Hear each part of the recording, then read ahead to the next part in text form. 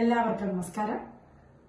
ഞാൻ ഒരു 15 വർഷമായിട്ട് മായം ചേർക്കാത്ത പൊടികളും പിക്കിളും എല്ലാം സെയിൽ ചെയ്ത് വരുന്നുണ്ട്.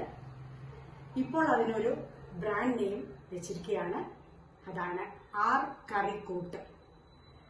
നിങ്ങളുടെ എല്ലാവരുടെയും ആവശ്യാനുസരണം ഓർഡർ സ്വീകരിക്കുന്നതാണ്.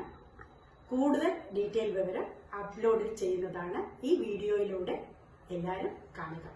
Thank you.